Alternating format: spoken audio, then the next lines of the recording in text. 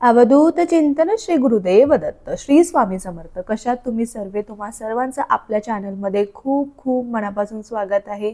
तुमचा आजचा दिवस खूप छान आनंदाचा आणि आरोग्यदायी जाओ आणि तुमच्या सगळ्या चांगल्या इच्छा स्वामी महाराज पूर्ण करो ही स्वामींचरणी प्रार्थना करते आणि आजच्या व्हिडिओला सुरुवात करते.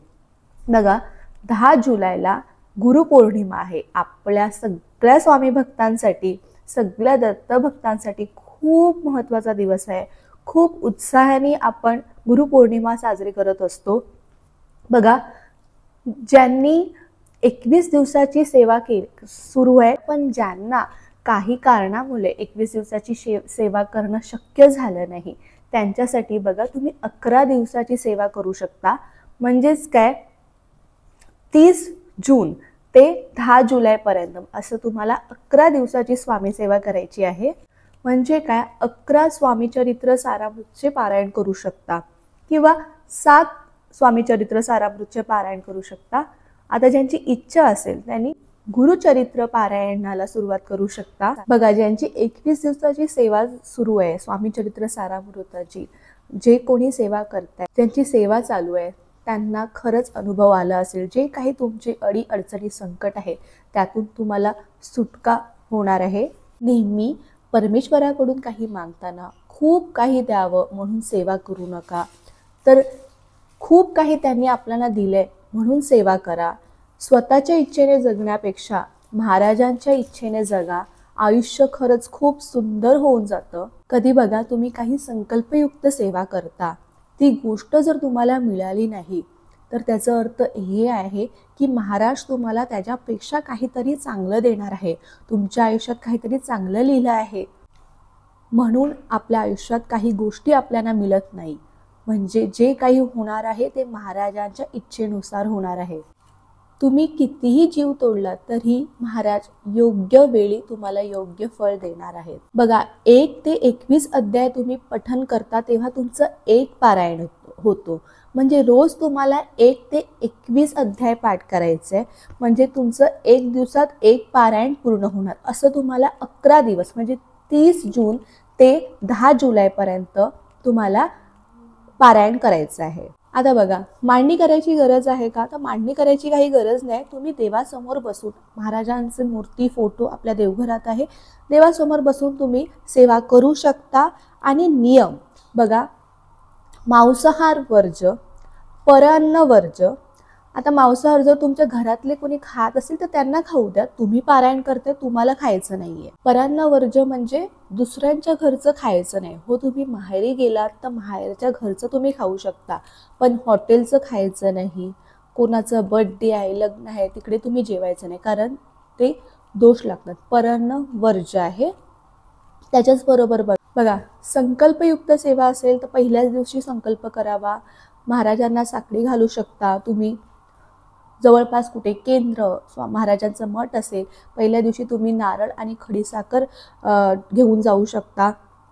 नाही जवळ आसपास कुठे मठ किंवा केंद्र, तर तुम्ही घरात महाराजांच्या समोर बसून संकल्प करा आणि सेवेला सुरुवात करा. आणि महाराजांना तुम्हाला प्रार्थना करायची आहे की महाराज, माझी हे 11 दिवसाची सेवा तुम्ही करून घ्या. स्वामीचरित्र सारामृताचे पारायण, 11 पारायण तुम्ही माझ्या हातून करून घ्या. करता करविता सर्वे तुम्हीच आहेत स्वामीनाथा. असं मी निमित्त मात्र आहे, असं तुम्हाला महाराजांना प्रार्थना करायची आहे. आणि समजा मधीतच जर तुम्हाला मासिक धर्म आलं तर 4-5 दिवस ते तुमचे स्किप होणार आहेत. म्हणजे गुरुपौर्णिमेनंतर 4-5 दिवस तुमचे वाढणार आहेत. तुम्ही कंटिन्यू करू शकता. गुरुपौर्णिमेनंतर सुद्धा तुमचं जर पारायण कंप्लीट झालं तरीही चालेल. आता मी तुम्हाला स्वामीचरित्र सारामृताच्या बद्दल सांगितलं, पण ज्यांना दत्त सेवा करायची इच्छा आहे, गुरुचरित्रातील हे 2 अध्याय जर तुम्ही रोज 11 दिवस पठण केला तर मी तुम्हाला काहीच बोलत नाही, तुम्हाला इतकं चांगलं अनुभव येईल. खूप सुंदर आणि प्रभावी सेवा आहे. अध्याय 14 आणि अध्याय 18 गुरुचरित्र ग्रंथामधलं 14वा अध्याय आणि 18वा अध्याय तुम्हाला पठण करायचं आहे. आयुष्यात येणारे दुःख, संकट, दारिद्र्य हे कमी होण्यासाठी गुरुचरित्रातील 14वा अध्याय पठन करायचं असतं. आता कर्जमुक्तीसाठी कर्जमुक्ती म्हणजे काय? फक्त सेवा करायची आणि घरात बसायचं, ह्याने तुम्हाला कर्जमुक्ती तुमची होणार नाही. तुम्हाला प्रामाणिकपणे कष्ट सुद्धा करायचे आहेत. आपलं गुरुबल स्ट्रॉंग होण्यासाठी आपल्याला ही सेवा करायची आहे. त्यांच्या पत्रिकेत गुरु स्ट्रॉंग नाहीये. जेव्हा महाराजांची कृपा आपल्यावर असते ना, तेव्हा कुठलीही महादशा असो, कुठलंही दोष असो, कुठलीही ग्रहदशा असो, त्याच्यावर कधीही त्याचं काही परिणाम होत नाही. बघा, तुमच्या आयुष्याचं कल्याण होणार. तुमची सेवा आणि तुमचं सातत्य असणं तेवढंच महत्त्वाचं आहे. ती तुम्ही आजपासून किंवा उद्यापासून गुरुचरित्राचा 14वा आणि 18वा अध्याय पठण करायला सुरुवात केलं तरी चालेल. जर तुमची संकल्पयुक्त सेवा आहे की मी 11 दिवस हे 2 अध्याय पठण करणार, संकल्पयुक्त सेवा असेल तर तुम्हाला काही नियमांचं पालन करावं लागेल. म्हणजेच काय? परान्न वर्ज्य, मांसाहार वर्ज्य, त्याच्याचबरोबर ब्रह्मचर्याचं पालन करावं लागेल.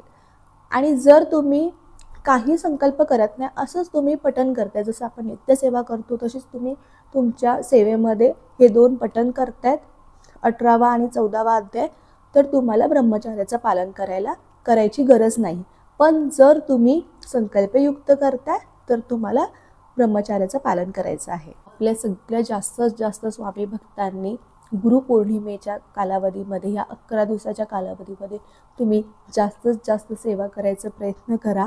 बघा, कधी आपण महाराजांची काही न मागता सेवा करतो ना, कधीच आपल्याला महाराजांकडून काही मागायची वेळ येत नाही. महाराज आपल्याला भरभरून देतात. योग्य वेळ आल्यावर महाराज, आपली ओंजल कमी पडते इतकं महाराज आपल्याला देतात. थोडीशी कळ काढा. जर समजा तुमच्या आयुष्यात खूप संकटात त्रास चाललेत, खूप वाईट परिस्थितीतून तुम्ही जातायत, तर एवढंच विचार करा, एवढी वाईट परिस्थिती आता आपली गेली तर आता आपले चांगलेच दिवस येणार. माझ्या आयुष्यात आता सगळं चांगलंच होणार आहे. माझ्याकडे पैसा नाही आहे, मी गरीब आहे, मी अशीच आहे, मी तशीच आहे, असंच जर तुम्ही म्हणत राहिलात ना, तर त्याच गोष्टी आपल्या आयुष्यात घडत राहतात.